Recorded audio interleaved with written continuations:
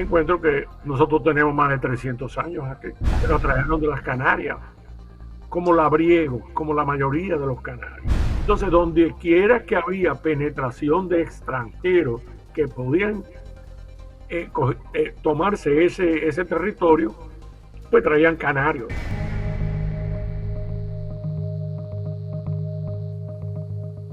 La genealogía es el estudio de nuestros antepasados.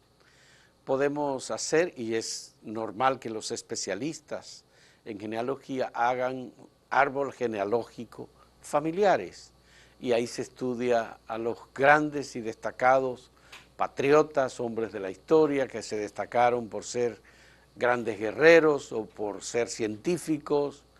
Y en República Dominicana hay una asociación de genealogistas en donde se ha estudiado fundamentalmente a las familias más conocidas. Sin embargo, hay instituciones que trabajan este tema con mucha vocación. El Archivo General de la Nación ayuda incluso a instituciones y personas y en la elaboración de biografías o árboles genealógicos. Y tenemos, por supuesto, ¿quiénes fueron los descendientes de Juan Pablo Duarte, de Ramón Matías Mella, de Francisco de Rosario Sánchez y tantos otros personajes importantes de nuestra historia, intelectuales, por ejemplo? Antonio José Guerra es un ingeniero que vive en La Romana, que parece ser se transporta pocas veces a la capital, está con nosotros y le agradecemos porque además de ingeniero, él en la práctica es una de las personas que mejor conoce la genealogía dominicana. Y aquí entramos en otro concepto un poco más global. La genealogía individual o familiar es distinta de la genealogía de República Dominicana en el sentido de que esos se dedican a buscar los detalles genealógicos de las personas más destacadas y más conocidas. Fran Moya Pons, historiador reconocido, un gran intelectual de República Dominicana, nos habló de don Antonio y nos dijo, sorprendido él siempre, porque él dice, es una de las personas que mejor conoce la genealogía de República Dominicana. Lo tenemos con nosotros, le agradecemos a don Antonio que haya aceptado que tengamos una conversación. Él en La Romana, en donde vive, y nosotros aquí en Santo Domingo. ¿Cómo se interesa don Antonio por la genealogía? Y además yo sé que eso va a derivar en un poco saber su propia genealogía. Encantado, ¿Cómo? don Antonio, de tenerlo con Un nosotros. placer, Cuéntenos. un placer, un placer, Darío, como te dice tu familia. Pues tú eres Fausto Darío, pero veo que te llaman dentro de tu ámbito familiar, te dicen Darío. Sí. Uno comienza oyendo a los abuelos. Los abuelos comienzan a hablarle a uno de sus orígenes. A mí me vendieron la idea por parte paterna que yo era español. Naturalmente, por parte materna, mis abuelos son de Andalucía, vinieron a través de Puerto Rico. Pero por parte de mi papá me decían que yo soy español. Y yo me lo creía. Bueno, los Guerra vinimos de España. Cuando me pongo a investigar, encuentro que nosotros tenemos más de 300 años aquí. Los Guerra, Los Guerra. que nos trajeron de las Canarias, como labriegos, como la mayoría de los canarios. Y es bueno señalar esto, y hago aquí una gran porcentaje, yo diría que más de un 50% de los apellidos dominicanos son hispanos, pero proceden a través de las Canarias. Nosotros, la desgracia para mí más grande que pudo haber tenido este país, la desgracia más grande, a mí me preguntan y yo digo, fue de 1604 a 1608 con las despoblaciones del gobernador Antonio de Osorio. Esas despoblaciones que se trasladaron todas las poblaciones del norte, de Puerto Plata y de Sí. Montecristi, Hacia el este. Monteplata, en el este, en el oeste, Vallajá y La Yaguana, y se formó Vallaguana, quedaron despobladas, y eso motivó a que ya desde el 1610 comenzaron a entrar los franceses, llegando a ocupar una gran proporción de nuestra isla, lo que hoy llamamos Haití. ¿Qué pasa? Que en 1684, casi 80 años después de esas despoblaciones, comienzan a traer pobladores de las Islas Canarias. Alrededor, más de 500 familias vinieron, que eso es muy significativo. Y eso trae como consecuencia, la trajeron y le iban alojando en San Carlos de Tenerife, que no era un barrio de la capital, era un suburbio, un poblado cerca de la capital. Ahí iban trayendo la mayoría de los canarios, luego le iban preparando los terrenos donde iban a ser ubicados, sea Baní, sea en Hincha, sea en San Miguel de la Angostura, sea en Samaná, sea... Algunos vinieron directamente a esos sitios, como en Puerto Plata o en Montecristi, que fueron repoblados, pero fueron repoblados con familias canarias. Usted, el apellido suyo es Rosario, estoy casi seguro que viene de las Canarias. Facundo, que nos estaba preparando en el programa, que es Facundo Tavares Rosario, ese Tavares viene de las Canarias y es de origen portugués, porque las Canarias eran parte de los pobladores de la Canaria vinieron de Portugal. Casi el 40% de los apellidos nuestros o de las Canarias eran portugueses. En el caso mío, por ejemplo, yo tengo Abreu, Pereira, de Castro, que venían, son apellidos portugueses. El Tavares de Facundo es un apellido portugués. Portugués, sí. O sea que cuando a mí me preguntan cuál es el segmento poblacional que nos dio a nosotros la característica, yo diría canario, en las Canarias totalmente. Naturalmente se mezcló. ¿Y por qué, don Antonio, si teníamos un vínculo fundamental, era con España, los españoles traían portugueses por Canarias? ¿Por qué? No, vamos a verlo de este modo. La conquista de las Canarias termina en 1496 con la conquista de Tenerife. O sea que casi es concomitantemente sucede la conquista de las Canarias con el comienzo de la conquista de América. Sí. Mucho para todos los barcos, la trayectoria de los barcos era por cogiendo los vientos favorables. Entonces los barcos, o vamos a decir, esos galeones, esas carabelas, iban hacia las Canarias para coger los vientos de cola y venir y remontarse y venir hacia América o hacia las Antillas. Luego, para retornar, cogían los vientos del Golfo que lo llevaban de nuevo. O sea, todos los viajes no había motor, no había hélice, todo era a base de vela. Por eso es que recalaban en las Canarias y las Canarias venían hacia acá. Pero a partir del 1684, 1685, como yo le manifesté, hay la necesidad de traer pobladores, repoblar la isla, porque el francés se está cogiendo a la isla, se está penetrando. Y comenzaron a traer grandes cantidades de pobladores canarios, no solamente aquí, lo llevaron a La Guaira, en Venezuela, lo llevaron a San Antonio, Texas. San Antonio fundado básicamente por canarios.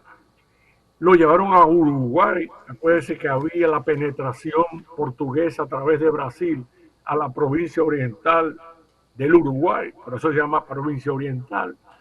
Entonces, donde quiera que había penetración de extranjeros que podían tomarse ese territorio, pues traían canarios. Y además el canario era muy hispanista, sumamente hispanista. ¿Y cómo se incorporan apellidos, don Antonio, por ejemplo, de las congregaciones religiosas? ¿O cómo se les asignan apellidos a los antiguos esclavos, procedentes de África que se incorporan ya como integrados en la idiosincrasia Mire, de la isla. nosotros tuvimos una esclavitud muy mansa.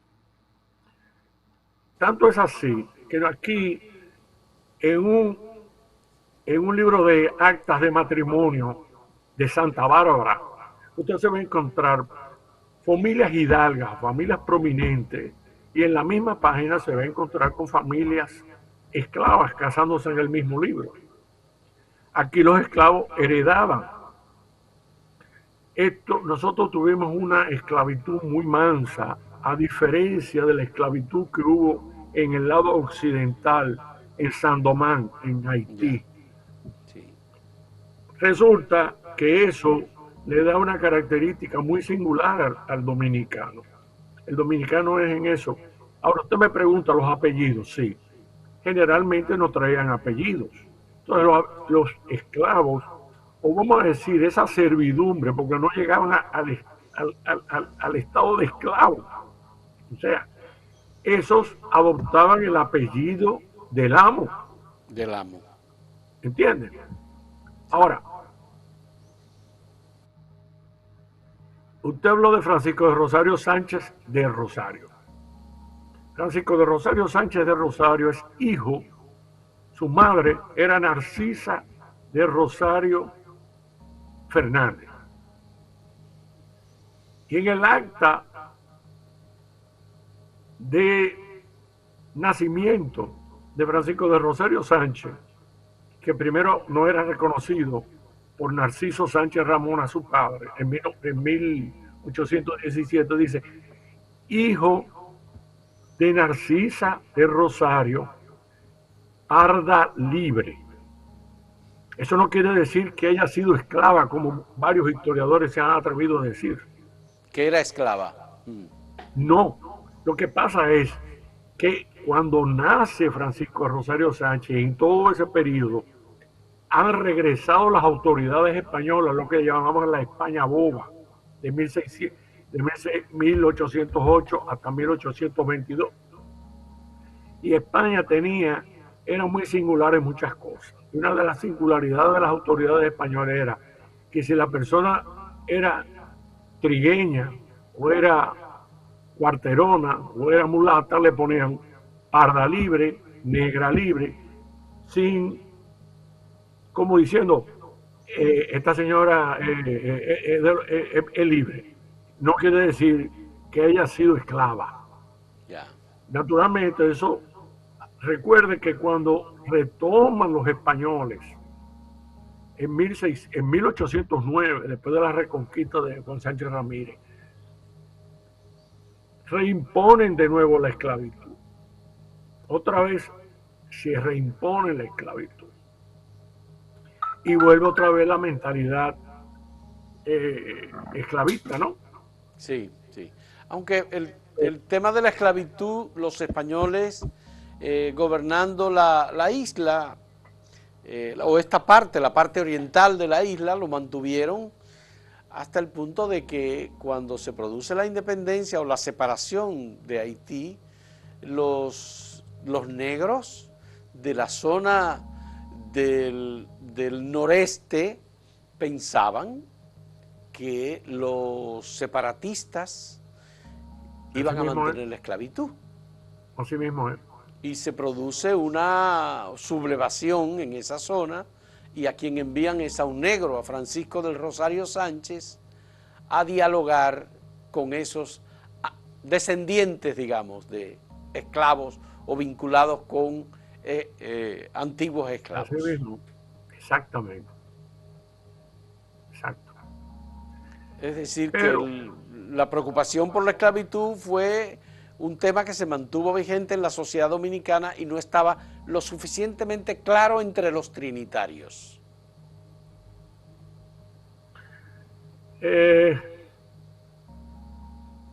Sí y no.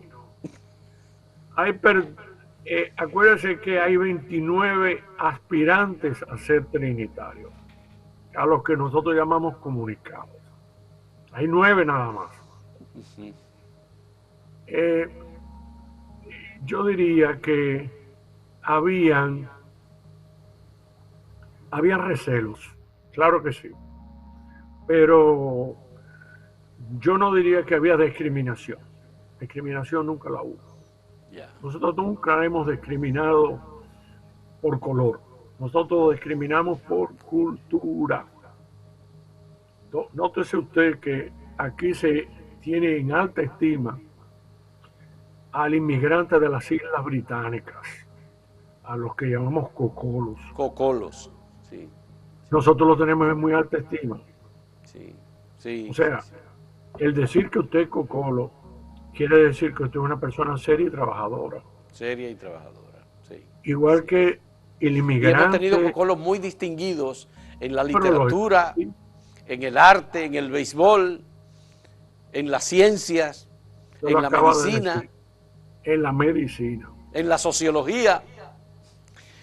Bien, don Antonio, vamos a hacer Nunca una hemos, pausa. nunca hemos discriminado eso. No, pero vamos a hacer una pausa y vamos a seguir con el tema de la genealogía en un momento cuando retornemos.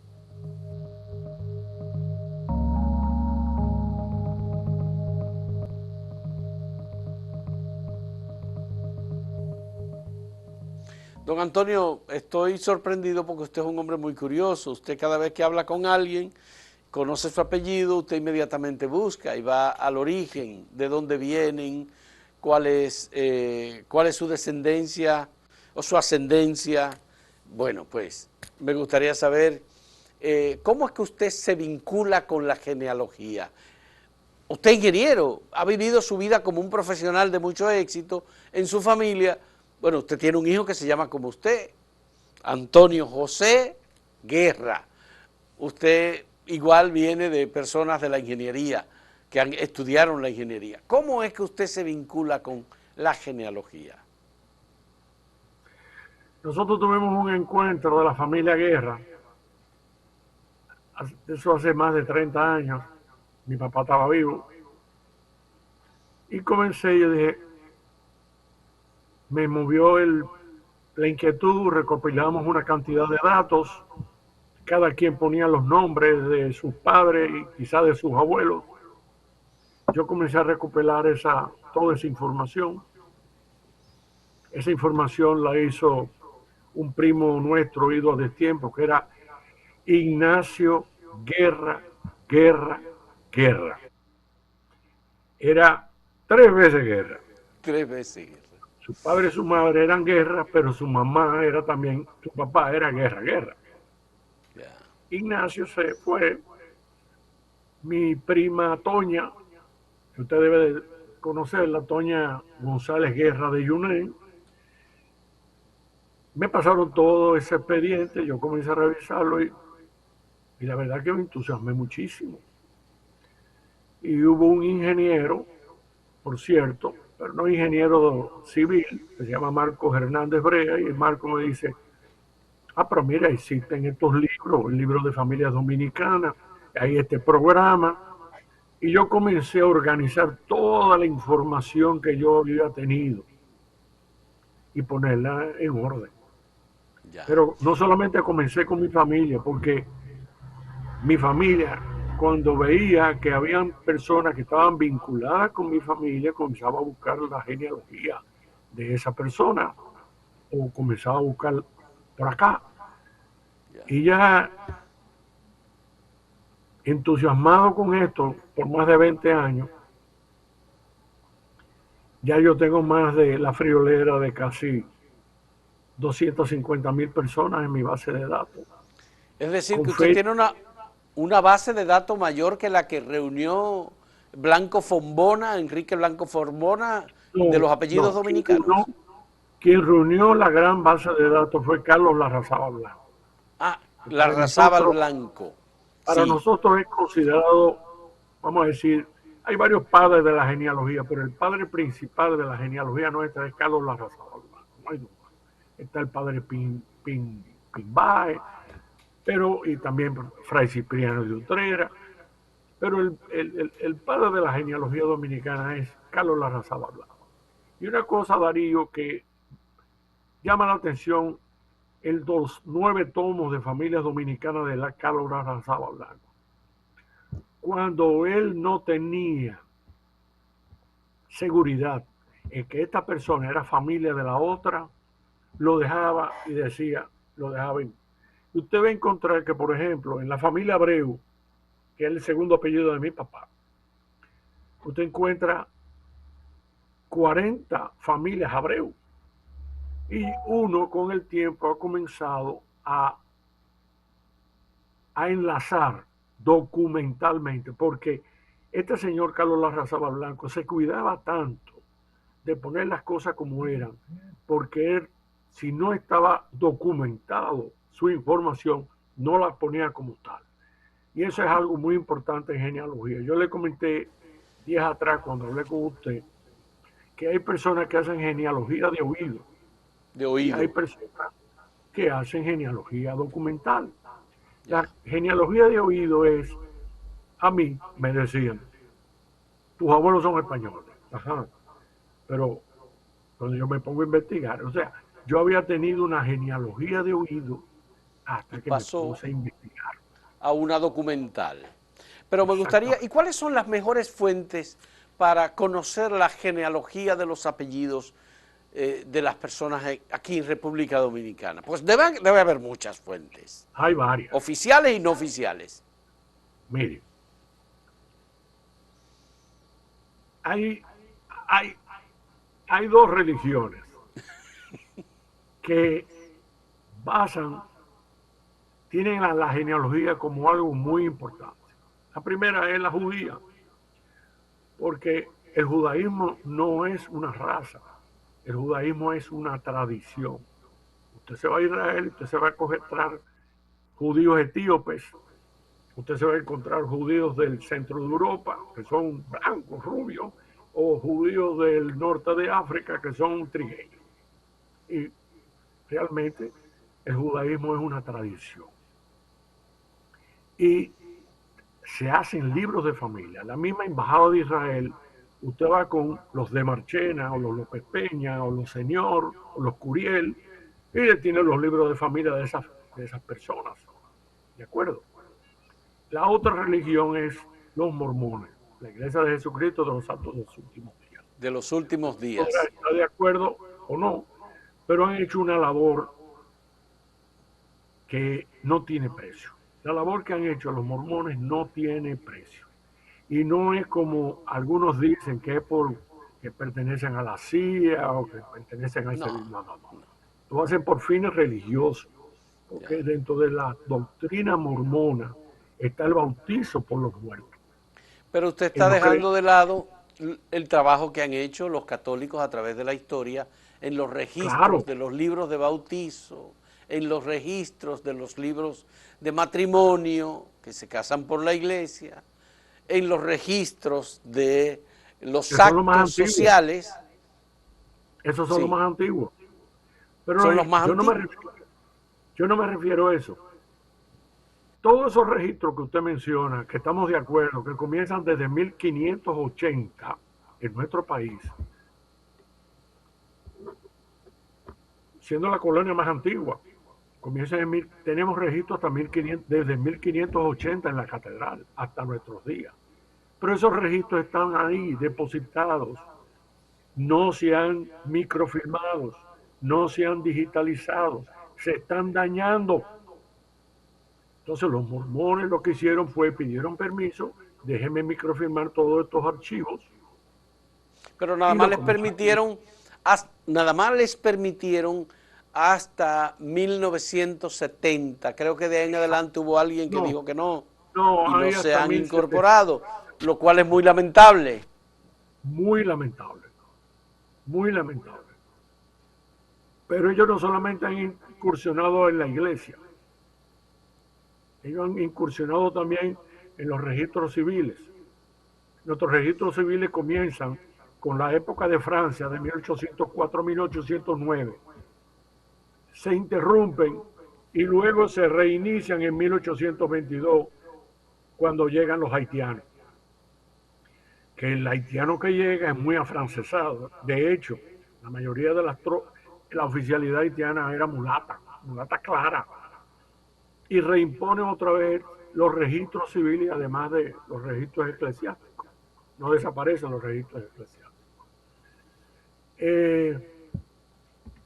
Es lamentable también que ya que se mencionan los registros eclesiásticos, que tanto en bautismo como en las actas bautismales como las actas matrimoniales, el Concilio de Trento establecía que había que poner los nombres tanto de los padres como de los abuelos. Aquí no se acostumbró a hacer eso. No Eso se nada más lo veo siguió, yo. Eso nada más no lo se veo yo en siguió, Puerto Rico, sí, en España, en Italia, en Colombia, en algunas partes del Perú, en Cuba. Y era muy bueno hacer genealogía porque cuando usted se encontraba con los padres, con, con un nacido, digamos, en un pueblo de Asturias, usted se encontraba los padres y los 4 abuelos. Entonces, eso le ayudaba mucho. Otra cosa que nos ayuda mucho, usted que ha vivido en Estados Unidos y su familia ha estado allá o vive allá, en Estados Unidos nada más se usa un apellido, no se usa el apellido de la madre. Y como si a veces se pone el apellido de la madre como segundo nombre. En el caso de John Fitzgerald Kennedy, el apellido de la madre era Fitzgerald. Pero en la tradición hispana ponemos el apellido de la madre y ponemos el apellido del padre, lo cual ayuda mucho. O sea que nosotros tenemos esa ventaja de que tenemos ambos apellidos. ya. A propósito de una decisión que se tomó recientemente por el Tribunal Constitucional de que las personas tienen derecho a cambiar los apellidos o a ponerlos de manera diferente a la tradición. ¿Usted le parece que eso contribuye de alguna manera o afecta el estudio genealógico a partir de este momento? Yo no creo que afecte. No creo que afecte porque si el acta está correctamente instrumentada, va a decir el nombre de la madre y va a decir el nombre del padre, no importa dónde se ponga. Acuérdense que nosotros tenemos muchas personas que originalmente eran estaban declarados como hijos naturales, donde aparecía solamente el nombre de la madre, el apellido de la madre. Y luego el padre decía, caramba, yo debo reconocer este hijo. Iba donde el notario o donde el oficial y le decía, hágame el favor, yo quiero reconocer este hijo. Inclusive hay acta de reconocimiento y eso a nosotros no nos distorsiona. Ya. Siempre y cuando nosotros leamos un acta bien instrumentada, podemos decidir, mire, un caso excepcional, lo comenzamos hablando del principio. Francisco de Rosario Sánchez era de apellido Francisco de Rosario hasta 1834, cuando Narciso Sánchez Ramón a su papá lo reconoce. Entonces, de 1834, Francisco de Rosario Sánchez comienza a ser Francisco de Rosario Sánchez de Rosario. Pero hasta 1834 él era Francisco de Rosario así, nada más. Hay algunas personas que consideran peligrosa la genealogía en familias en donde se han guardado secretos. Y eso lo hemos tenido y lo hemos vivido en muchas familias, pero además hay otro elemento que es que hay familias que buscan datos, sobre todo por temas vinculados con herencias, riquezas y muchas otras cosas. Pero hay descubrimientos que afectan muy seriamente la memoria, la unidad familiar. Entonces, esos registros de hijos naturales versus hijos legítimos, tal y como está en la historia de los libros de registro civil de República Dominicana, ¿cómo uno puede interpretarlos? ¿Reflejan la época? ¿Reflejan la idiosincrasia? ¿Reflejan la voluntad del cura que hace la inscripción en el libro? ¿O hay un protocolo para eso, se supone? Sí. Civil, Eh, Hábleme un poco de eso, don Les voy a Antonio, porque yo hablar, sé que usted tiene usted que me acaba saber. de decir dos cosas muy importantes. En primer lugar, la gente trata de adornar su genealogía. Y el primero que no adornó su genealogía fue nuestro Señor Jesucristo. Si usted toma los dos, el Evangelio de San Marcos, el Evangelio de San Mateo, perdón, de San Lucas y de San Mateo, usted se encuentra que aparecen las dos genealogías, las dos ascendencias de nuestro Señor Jesucristo. Se encuentra la ascendencia materna y también se encuentra la ascendencia paterna. De María de manera, Nazaret, sí, de y de José de manera, Arimatea. de manera de indicar que era de la estirpe judía, de la estirpe que descendía de Judá. Pero en esa genealogía, usted se encuentra que Judá tuvo hijos con la nuera y, y, y eso está escrito, eso está Y quedó, puesto. y quedó escrito, sin Usted lo duda. puede buscar. Claro, igual que también mencionan a Salomón, descendiente de, de Salomón, hijo de David, con su, con su, con su, con la mujer con la mujer o sea, no le están escondiendo para nada, no le están escondiendo para nada las, los pecados de sus ancestros. Lo que le trata de decir es, miren este señor, sin pecado concebido, o sea, sin pecado, cómo fue, cómo nos llegó. Y eso es un ejemplo que tenemos que tener todos nosotros, porque nosotros siempre tenemos un esqueleto detrás del closet. Siempre. Tenemos Bueno, pero cosas usted, que...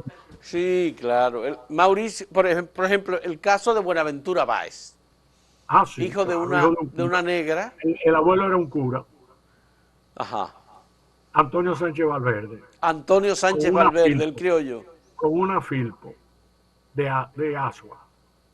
De ahí sale Pablo Altagracia Báez Méndez, que es su papá.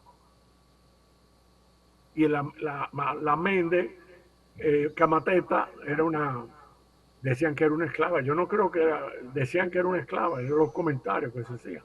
Pero era una mujer de color, natural. Pero eso se lo indilgaron muy fuerte a Buenaventura Báez cuando trató de ser las 6 veces que fue presidente. Ya. Bueno, aquí conocemos un libro de un periodista español, Víctor Salmador, que dijo que José Francisco Peña Gómez era hijo descendiente de españoles. Bueno, hay que hacer el O, ADN. o la descendencia que se creó de Trujillo. Mire, es que Genealogistas, que hay también lo demasiada, pusieron en la hay historia de demasiada, España. vuelvo y le repito, ya esos son genealogías de oído. De Esas oído. son historias que tanto se repiten que se hacen historia. Esos son comentarios que se van haciendo, que tanto se repiten que se hacen historia. Pero la genealogía, eh, usted dijo otra cosa muy importante. Mucha gente busca la genealogía de manera de herencias. Últimamente hay genealogías que se están buscando para tratar de conseguir la nacionalidad española, sea por un abuelo o un bisabuelo porque tienen vínculo con la vínculo con sefardíes, con los judíos que salieron de España en 1492, de 1492 a 1610. Bueno, fueron todos sacados en 1492. De Valencia se salieron los últimos judíos que salieron de España como judíos tales, fue en 1600, en 1810. Digo, perdón, en 1610. Ya. Pero Pero, hemos tenido nosotros una historia en la que, por ejemplo, estafas históricas, sustentada en los apellidos. Hubo unos abogados, un abogado apellido Porto Real, que se inventó una historia de que los Rosarios eran herederos de una mina de oro. Y entonces con los hicieron humanos. cálculos y dimensionaron una fortuna extraordinaria, y entonces ahora es famoso. Como el apellido Espiñeira en Cuba, igual los Rosario aquí hicieron. Hay una película, por cierto, sobre el tema de los Espiñeiras en Cuba. Entonces, igual aquí se hizo una locura. Había gente buscando nombre y escarbando en documentos históricos y suscribiendo y pagando dinero para salir a Europa a buscar una fortuna. ¿Cómo la gente cree en eso, no? Eso ya es un tema psicológico que hay que decirle a los psicólogos que lo analicen. Pero quiero que usted sepa, usted Rosario, eh, hay personas que se creen esas mentiras, se las creen. Tanto se lo repite que se las creen. Y, y personas inclusive de cierto nivel intelectual. Y usted dice, pero ¿cómo estas personas se creen estas cosas? A mí me llaman a cada rato, mire, a mí me llaman mucho, indagando, porque yo soy descendiente de Carlos Magno. Digo, sí, yo no, a mí no me asombra que tú seas descendiente de Carlos Magno. Carlos Magno tuvo, se le calcula que hay alrededor de 850.000 descendientes de Carlos Magno. Eso sea, que tú seas un descendiente de Carlos Magno no me causa, igual que descendiente de Cristóbal Colón. Lo que pasa es que hubo uno que se dedicó a decir yo soy el descendiente y hasta que llegó Y que el reclamó duque, la gobernación de la isla. exacto. Pero descendientes de Cristóbal Colón se cuentan por cientos de miles, inclusive con los hijos que Diego Colón tuvo con las esclavas. Diego Colón dejó hijos con esclavos. Entonces, es muy difícil cuando le dicen a uno, no, porque yo soy descendiente de Cristóbal Colón. Sí, ok, pero Cristóbal Colón puede tener fácilmente más de 1 millón de, qué sé yo, 500.000 descendientes. Sí. Igual que los Fernández de Toledo que vinieron. Eso eso no tiene ningún tipo de... Mire, Darío, de 1492 a la fecha, usted tiene 2.200.000 abuelos. ¿Usted está oyendo lo que yo le estoy diciendo? Y usted puede hacer el cálculo. Usted tiene, 1492, ¿tenemos usted cuántos tiene abuelos? de 1492 a la fecha, en 25 generaciones, usted tiene más de 2 millones de abuelos. Y es muy fácil usted calcularlo. ¿Cuántos padres usted tiene? 2. ¿Cuántos abuelos usted tiene? 2 por 2, 4 abuelos. Sí. ¿Cuántos bisabuelos? 2 por 2 por 2, 8 bisabuelos.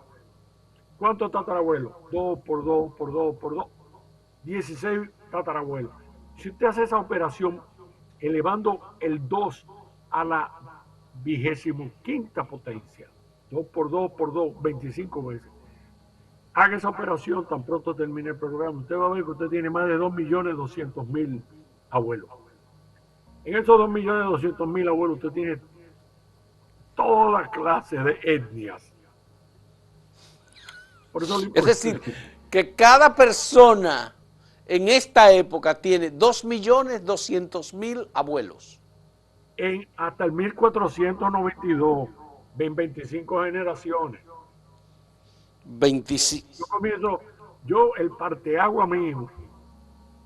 el parteagua mío en 1492 porque es cuando se inicia nuestra conquista y nuestra colonización y nuestro, yo no quiero decir descubrimiento, pero cuando se comienza a ver registro, a ver, cuando nos llega la civilización occidental, 1492, cuando comenzamos a tener registro. Sí. Realmente es impresionante y es emocionante. Claro.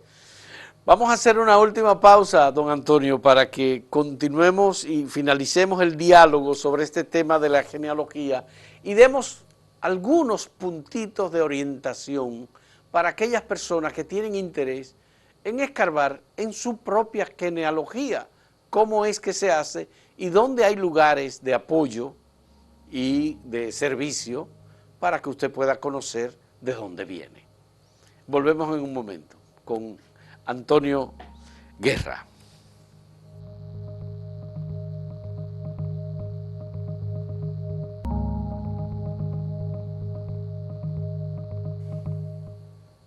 Don Antonio Guerra, a la gente le falta tiempo para dedicarse a indagar sobre sus ancestros. Hay quienes no tienen la posibilidad de ir a la parroquia o ir a la oficialía del Estado Civil, donde se registró su familia, en Santiago, en Montecristi, en Navarrete, en Esperanza, en La Romana, en cualquier lugar. No tiene tiempo para hacerlo. Tal vez si lo pueden hacer por internet, bueno, pues esa es una posibilidad. Pero hay instituciones del Estado Dominicano que ayudan a todos aquellos que tienen interés en estudiar, en escarbar en sus ancestros. Uno de ellos es el Archivo General de la Nación. La otra es la Junta Central Electoral con sus oficialías del Estado Civil. Otras instituciones son la Iglesia Católica con los archivos eclesiales de registros de todos los actos que se hacen formalmente. Esos libros se acumulan, se guardan, lamentablemente no se digitalizan, debían hacerlo, pero la Iglesia de los Mormones lo ha hecho y tiene también un centro de apoyo. A ver, ¿usted me puede ayudar a identificar qué cosas puede hacer una persona buscando los ancestros de su apellido? Mire, está agotado. ¿Aló? Sí, adelante. Sí, le escuchamos, don Antonio. Perdón. Sí. Originalmente ya están agotados hace tiempo, están los 9 tomos de Carlos Larrazador Blanco de familia dominicana. Naturalmente no están todos, no está actualizado hasta los días de hoy, pero hasta 1970. Esa es una, pero de allá para acá se ha hecho mucho trabajo. Esos libros, aunque están agotados, se pueden encontrar en el Archivo General de la Nación. Para mí, el Archivo General de la Nación ha hecho una gran labor, una labor que todavía nos falta mucho por hacer. Yo digo nos falta porque fui presidente del patronato del archivo hasta hace poco, tuve 10 años. Y la labor que se ha hecho en el patronato no tiene precio, con un agravante muy grande, con pocos recursos económicos, aunque nos han ayudado instituciones extranjeras, pero no tenemos recursos económicos. Hay una cantidad de legajos, Darío, una cantidad de legajos que ameritan ser digitalizados y restaurados. Se necesita personal y se necesitan recursos. Otra cosa es que no solamente tenemos las actas de nacimiento, de matrimonio o de muerte, también tenemos los protocolos notariales. Los protocolos notariales es una de las fuentes genealógicas más importantes, no genealógicas, no, históricas. En lo que está en los protocolos notariales de los diferentes notarios no tiene precio. Usted puede encontrarse ahí en un protocolo notarial de un tema de herencia o de un tema de traspaso de una propiedad, encontrar el historial de esa propiedad y encontrar quiénes han sido los propietarios anteriores en la familia y quiénes estaban vinculados. Usted puede encontrar ahí una cantidad de datos, inclusive, por ejemplo, de dónde procedían, dónde vivían, etcétera. Eso está en el Archivo General de la Nación. Sí, Archivo General de la Nación. Bien. Ahí están los protocolos notariales que hasta ahora hemos podido rehabilitar, digitalizar. O sea, que están siendo subidos a la página del Archivo General de la Nación que está en Internet. Sí, eso sí. ¿De acuerdo? Bastante actualizada y con mucha información. Recoge toda la información de los periódicos, los libros, las revistas. tenemos protocolos notariales desde Mueces. O sea, tenemos protocolos notariales desde el 1780 y hay protocolos notariales de esos que están sustentando protocolos anteriores. O sea, que dentro de un mismo legajo usted se va a encontrar no solamente lo que está ocurriendo en el 1840, usted está encontrando otros protocolos que están incluidos que se refieren a 100 años atrás. Ya. Y ahí eso es una riqueza de información enorme. Fran Moya Ponce está trabajando muy fuertemente en los protocolos notariales de La Vega. Eso es ilimitado, la fuente de información. Ojalá muchos oficinas de abogados y de notarios de este país permitan que sus archivos sean digitalizados por el Archivo General de la Nación. Ojalá. Aquí hay cantidades de archivos, tanto en Santiago, en el mismo San Francisco de Macorís, en el mismo Bonao, que no deben de dejarse ahí guardados, se están dañando, la humedad lo está dañando o carcomiendo. Eso es una pérdida para después que vengan los hijos cuando usted falte y digan, saquen todos esos disparates y vayan y quemen eso y bótenlo. Cuando hay una No cantidad de puede ser. información importantísima. Bueno. Nosotros, por ejemplo, yo he revisado, don Antonio, documentos de 1830, 1840, que tienen información, por ejemplo, censos hechos por capillas o parroquias en determinados lugares. Uno de los que tuve la oportunidad de mirar fue un censo que se hizo en una zona de San Francisco de Macorís llamada La Yagüiza. De ahí se asentaron los rosarios durante un largo periodo de tiempo. Pero ahí se registran las personas que vivían, incluyendo los que tenían esclavos, incluyendo los nombres de los esclavos que pertenecían a esa familia, en la Yagüiza de San Francisco de Macorís. Pero además en los libros también, muchos de los libros de la Oficialía del Estado Civil, se registran los niños cuando nacen muertos, natimuertos. Se les dan nombres y todo, toda la información aparece, los padres y todo, pero nació muerto. Bueno, pues ahí está el registro. No, es que hay que registrarlo. Bueno, y me gustaría que usted me explicara, ¿por qué tenemos familias muy ricas y muy notables de una tradición muy larga en República Dominicana que tienen sectores ricos, pero también tienen familias que tienen el mismo apellido que son muy pobres? ¿A qué se debe eso?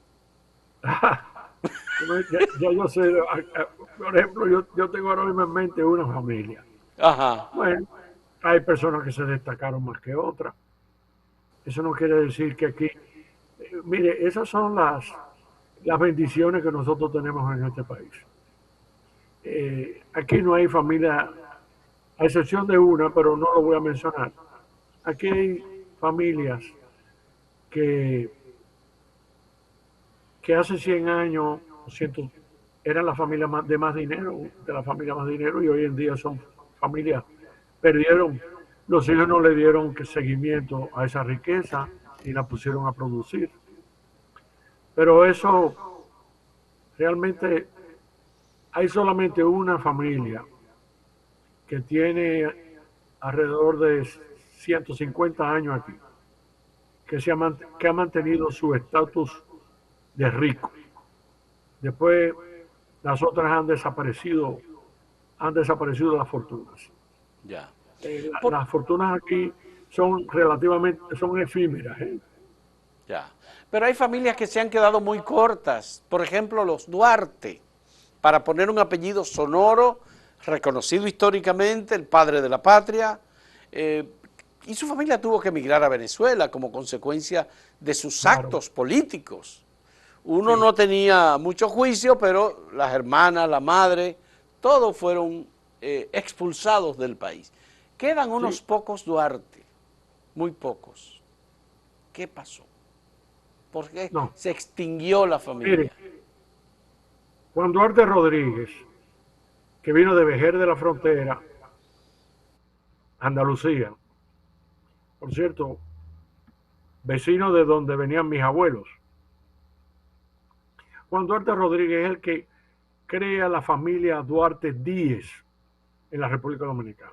Esa familia fue expulsada por completo por Pedro Santana. Y so pena de muerte si entraba. De esa familia, las hermanas Rosa, Francisca, ninguna tuvieron hijos. Uno de los hermanos era retardado mental, el otro hermano, Vicente Celestino, que era el mayor. Yo tengo registro de esa familia cuando se va a Puerto Rico, a Mayagüez.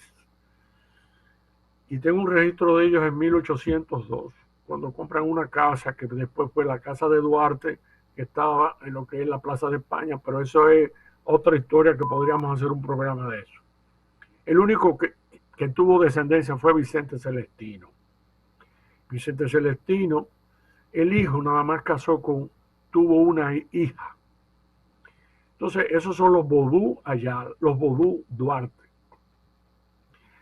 Yo tengo contacto con el que era presidente de la Academia Venezolana de Genealogía, que precisamente es tataranieto de Vicente Celestino Duarte, Gilberto Vodú Ayala. Él me pasó mucha documentación y muchos datos sobre los Duarte. Y yo pude recrear, entrando también en los registros de Caracas. Usted tiene razón. Esa familia prácticamente, por ese Duarte, desapareció. Hay otro Duarte, que es el de San Francisco de Macorís, que se radicaron eran realmente de Moca. Esos Duarte venían de Moca. De Moca se fueron a la bajada de San Francisco de Macorís. Y esos son los Duarte que reconocemos como Duarte. Naturalmente ellos se sienten vinculados a Juan Pablo Duarte y dicen ser que son hijos de un hermano de Juan Pablo, de un tío de Juan Pablo Duarte, pero todos hemos llegado que esos Duarte vinieron directamente a través de las Canarias y son de origen portugués, porque el Duarte es un apellido muy portugués. Portugués. Sí, portugués. Aunque la descendencia es de como Bajer de la Frontera. Vejer de la Frontera. Vejer de la Frontera, en sí, Andalucía, España. Lo que es la provincia de Cádiz, son gaditanos. De Cádiz.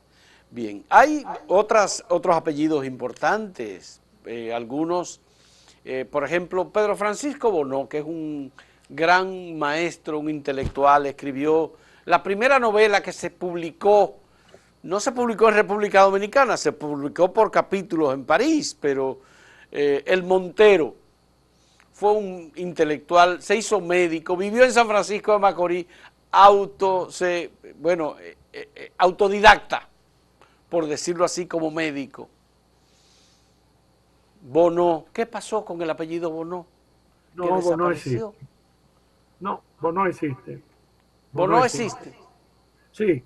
Bonó es un apellido de origen francés, nos viene del lado occidental. Bonó era Bonneau, Bonó, y claro, existe, se radicó en San Francisco de Macorís. Y yo tengo la genealogía de los Bonó, claro que sí. Pero se castellanizó ese apellido. Sí, se castellanizó como los Bisonó, que no era Bisonó con O, sino era Bisoneau. Bisonó venía de San Domán, venía de Haití, cruza a la isla cuando las sublevaciones de los negros, cruza la isla y se radica en San José de las Matas. Y ahí comienzan los Bisonó, los Bonó también. Mire, aquí hay una cantidad de apellidos. Usted coge, por ejemplo, el mismo... los árabes, por ejemplo. Árabes, por ejemplo, que se castellanizan. Abinader, Nader. Abinader no está castellanizado, no. Es Abinader. Si fuera Abinader, si fuera en el Líbano, pues son libaneses. Abinader. Ahora, si es en Palestina, es Abu Nader. O sea, usted puede distinguir si ese Nader viene o de Líbano o Siria o viene de De Palestina. Palestina. Abu Ya, Nader. ya. Pero naturalmente, claro que sí. Aquí hay cantidad de apellidos, por ejemplo, el apellido Jorge. Hay Jorge hispano y Jorge árabe. O el Ya, apellido Miguel. Lo que pasa es que el inmigrante árabe cuando llegaba, por la costumbre, eran casi todos cristianos, por la costumbre que tenían, ponían como segundo nombre el nombre del padre. Isaías, Nader. Entonces, cuando llegaban, el oficial de inmigración interpretaba que ese era el apellido y le ponían el apellido del padre, ya, pero lo castellanizaban. Lo sí, ponían como Miguel, lo ponían como Isaías, lo ponían como Abraham, lo ponían como Jorge. Eso era muy típico. qué Ahora, hay bien. muchos que insistieron y conservaron de la forma árabe, el H, H, el Yahar, el, el Arbaje, claro. o la esposa del presidente es Arbaje Soné, pero no Sony. Hay una tienda que se llama Arbaje Sony, pero es Soné. Soné, Y viene, sí, porque en la frontera dominico-haitiana, en la frontera se radicó mucho árabe. Y esos árabes sucedió, usted dice, ¿por qué en las matas de Farfán y en San Juan de la Maguana hay tanto árabe? Bueno, árabe, sí. es que eran comerciantes que estaban del lado haitiano, que cuando las, las revoluciones que se originaron en Haití en 1910 comenzaron a huir de Haití y se Y radicaron pasaban cerca de la, a este lado de la frontera para mantener sus vínculos comerciales con Haití. con Haití. Se quedaban por ahí. Sí, los Nader, por ejemplo, son de San José de las Matas. No, San José de las Matas no. Sí, Las no, Matas de no, Farfán. de Las Farfán. Matas de Sí, Farfán. Don Antonio, muchas gracias. Tenemos que el volver placer a es hablar mío. nosotros de los apellidos, porque hay apellidos chinos, cantoneses, japoneses, árabes que debemos Todo, seguir analizando. hay de todo. Porque es interesante toda esta historia. Uno se apasiona por su propio apellido, pero también busca la manera de entender otros. Y usted está ayudando mucho con el trabajo que está haciendo. Yo le agradezco muchísimo a usted por la comunicación que hemos tenido y le agradezco a Fran Moya Pons por recomendarme este diálogo con usted, que ha sido muy rico, y espero que usted siga haciendo sus investigaciones y contribuyendo. Estamos apoyando al Archivo General de la Nación, a su patronato, que es una de las instituciones valiosísimas que nos sirve a todos los dominicanos en nuestra búsqueda de la historia general y particular de cada uno de nosotros. Muchas gracias, don Antonio Guerra, por esta El conversación, placer es y mío. muchas gracias Estamos a todos los amigos siempre. que nos siguen a través de la televisión y a través de las redes. Un placer. Hasta luego.